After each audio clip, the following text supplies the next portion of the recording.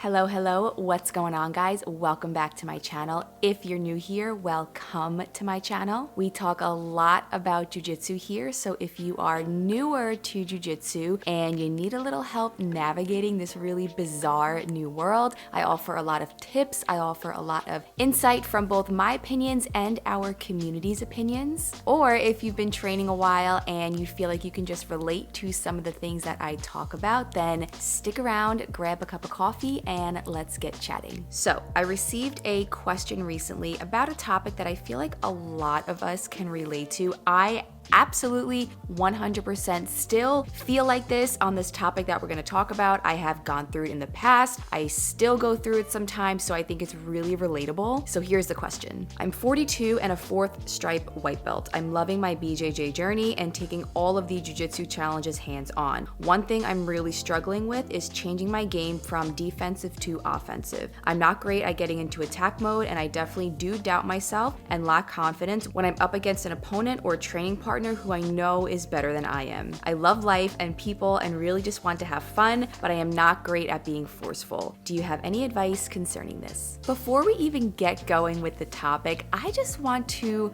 point out and applaud you for starting jiu-jitsu. I'm assuming probably around 40 or 41, right? You say you're 42, you're a 4th stripe white belt, you've probably been a white belt for maybe about a year. That is so awesome, and you are a true example that you can start jiu-jitsu no matter how old you are, no matter what your circumstances. Jiu-jitsu is truly for everyone. You do not have to be, 20 or 22 years old to start jiu-jitsu. There's a place for everyone. So now let's get into the question. Let's sort of break it down a little bit. The first point that I want to go over is the point of changing your game from being defensive to offensive. To be honest, that's probably one of the hardest things in jiu-jitsu. And I'll just start by saying this, it takes time. I know it feels like you're putting in so much work and you've probably spent a good amount of time on the mats. You have your 4 stripes. You're on the cusp of getting your blue belt. You've definitely been putting in the work, right? But not to hurt any feelings, you are still such a beginner. You are still so new in this whole world, this whole journey of jiu-jitsu. So don't be too hard on yourself if you're finding that it's really difficult to get any sort of attacks going. To me, it sort of sounds like you're already walking down the right path of jiu-jitsu, where you start off as this fresh new white belt and every roll is just about pure survival. You don't know how to do anything, you don't know how to move, and you're just getting your butt kicked all the time. At this point, you don't even realize, you don't even know what you don't know. Then you kind of have step 2, where you're starting to learn how to defend. You're still getting caught in things all the time and you still don't really have much of an idea of what's going on, but you at least have some of the basics down. You are starting to get used to the movements in jiu-jitsu, how to move your hips, how to frame, how to use your feet, all of these little things that take a lot of time to figure out. Then you have the next step of getting really good at your escapes. Even if someone takes your back, you know how to get out. If someone mounts you, you know how to get out and recover your guard. If someone gets you in an arm bar, you know how to turn or hitchhike your way out of there. This is a really good place to be in because it's really frustrating not being able to do anything to someone who has really good defenses and really good escapes. And then I think the next step is after you get super good at your escapes, you then can turn it into attacks. For me, that's kind of when it started to get really fun, and I would think to myself, wow, I can actually do this. But don't get me wrong,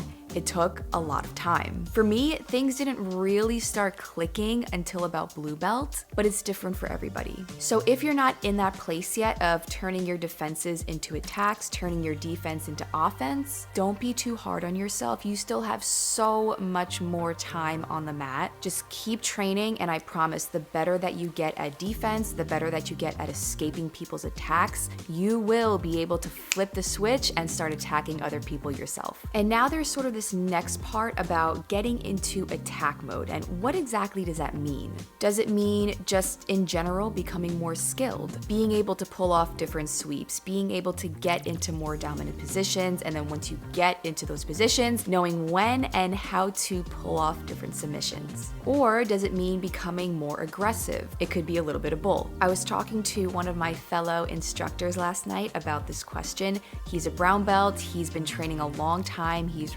really, really good. I love training with him and I love getting to learn from him. And he made a really good point. He made a statement and I was like, ooh, I gotta write that down. And that is, you don't have to be super aggressive to be effective. I loved that statement because I think it's so true.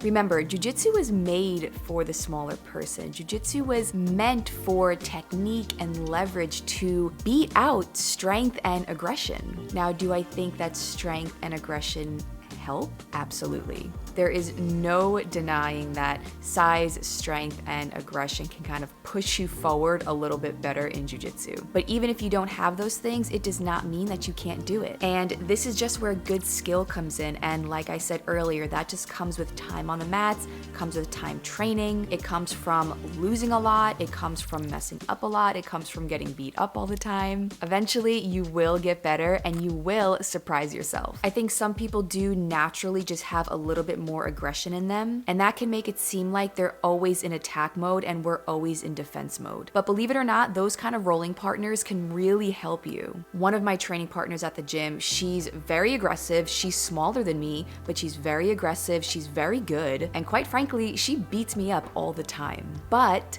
rolling with her, even though it can be intimidating, even though I go through these thoughts of self-doubt, rolling with her makes me better. It pushes me to that next level. It causes me to be more aggressive because if I don't, she eats me alive. So I have to be more aggressive if I just don't want to get my butt kicked for the whole 6 minutes. Even though in the moment it doesn't always feel that great, those are the kinds of training partners that we need.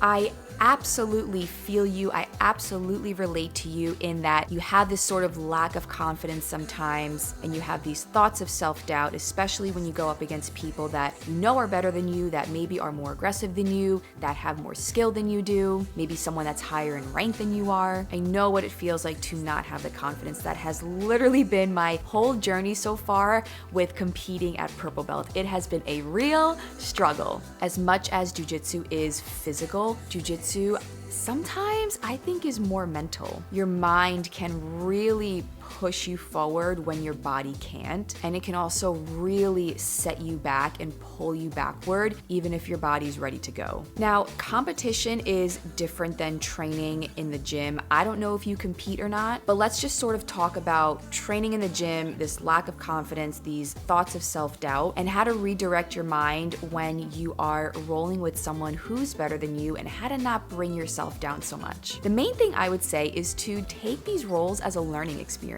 Jiu-jitsu is one giant learning experience, so try to just learn as much as you can. Try to soak up as much knowledge as you can with every single person that you roll with. You can also take rolling with people that are better than you as a way to see how far you've come. Try to redirect your mind with the thought of, okay, I couldn't really do any sort of attacks, but how well were my escapes? Or if you couldn't successfully do any attacks yourself, were you able to spot them? Were you able to make an attempt? For example, if you're playing close guard and you start getting into a higher guard, you start trapping the arm and you want to go bring the leg over, you know that an arm bar is there, but obviously someone who's better than you, they know it's there too and they escape right away before you can even set it up. That's okay. What's really important is that you saw that the submission was there, you started making the attempt, and even though they escaped, as long as you keep trying, as long as you're able to keep seeing that the move is there, one day you're gonna be able to do it. When you're rolling with someone who's better than you, take mental notes on what they're doing, and you can always ask them after, hey, how did you do that? Why did you do that? I was rolling with a brown belt last night and he wasn't overly aggressive. He was a really great person to roll with. I've never rolled with him before, and he was just so technical. Like, I literally could not do a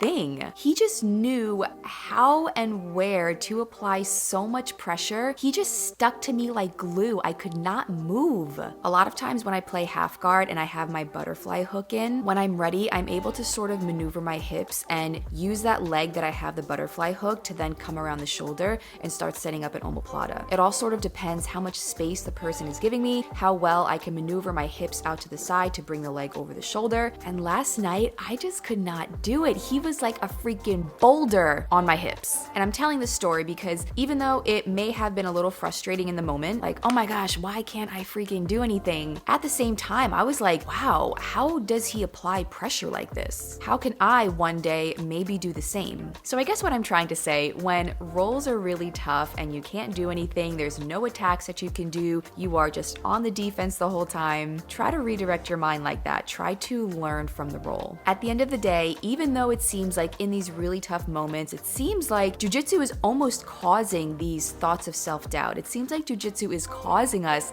this lack of confidence. I think that jiu-jitsu is actually helping us to work through these things. It really helps us to work to be better, to build better character. It's kind of a cliche saying, but I really do feel like jiu-jitsu breaks us down only to rebuild us back up. You who asked this question are a lot tougher than you think you are. And a lot of times it takes those tough training partners, it takes those tough roles to pull out that inner toughness in us, that inner aggression in us. It takes those more aggressive, more skilled training partners to allow us to dig deep and to be better. I hope this video is helpful. I hope that these little tips at least gave you some encouragement to keep getting out there and to keep trying. Remember, being offensive, being aggressive doesn't necessarily mean that you have to be mean and that you have to be angry. You can still love your training partners even if you want to beat the crap out of them. That's what jiu-jitsu is all about. Keep training, it will all come with time. If you guys found this video helpful, be sure to give it a thumbs up. If you are not subscribed to my channel, subscribe to my channel. I really appreciate it. Don't forget to hit that bell notification button so that you never miss when I post a new video. And until the next video, I will see you guys next time.